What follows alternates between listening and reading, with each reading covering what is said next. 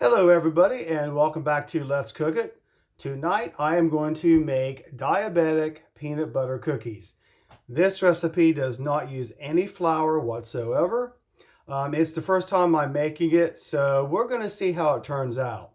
Now what this recipe uses is a 1 1/4 cup peanut butter, any kind you like, 2 eggs, half cup of Splenda, and 1/4 cup of salt. That's it.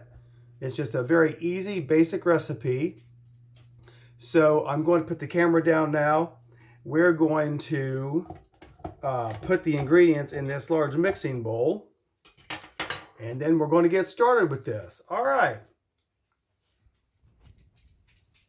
So there's the mixing bowl. And here's the 1 cup of peanut butter. And it is thick. And it doesn't want to come out of that measuring cup very well.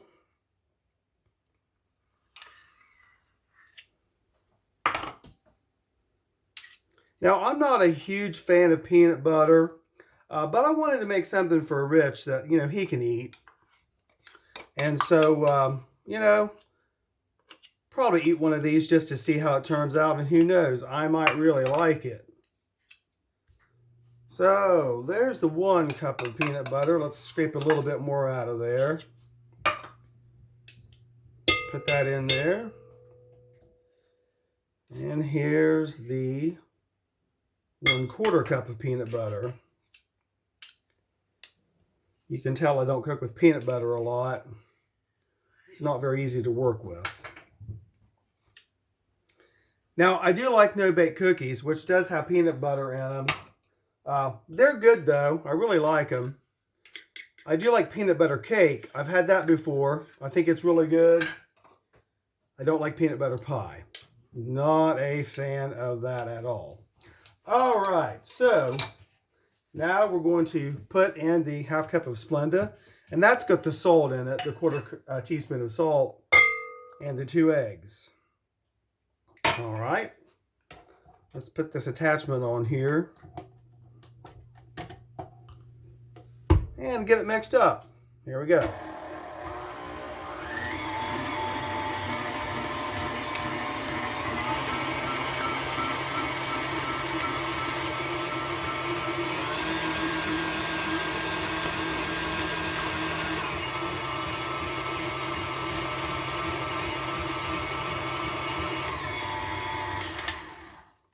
All right, get that attachment off.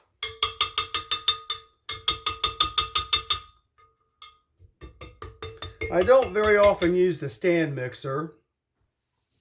It's been a while since I've used it for anything. But now that I'm making cooking videos, I'll find more reasons to use this stand mixer. It frees up your hands. When you're using one of those hand mixers, you're really kind of limited. All right. So, okay. Now, this isn't going to be a very long video at all. So next, I guess the step is to scoop these out, put them on the cookie sheet, press them down with a fork in that classic peanut butter style that you always see. So I'm going to go ahead and do that.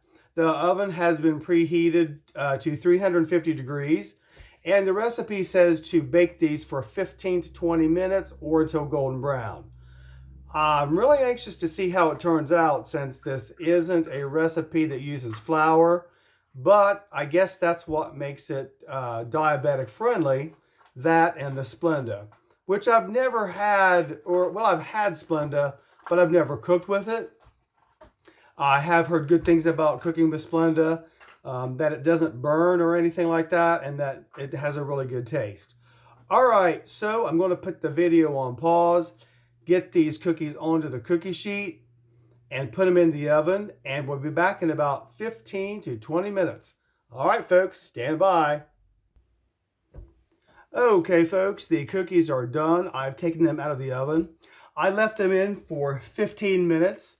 They started to look a little bit golden brown on the top, and the recipe says to take them out of the oven when they start to look like that.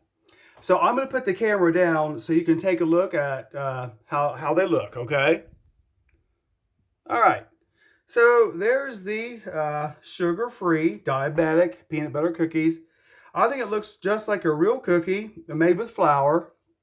And I think they look pretty good. I think they turned out all right. We can't eat them right now. The recipe says to let these cool completely before you handle them. I'm assuming that if you take them off the cookie sheet right now, they're just going to crumble or fall apart since they're still hot.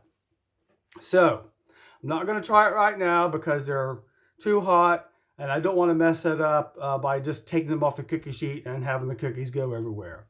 But in my next video that I make, I will let you know how they turn out. I will try one, even though I said I'm really not a big fan of peanut butter.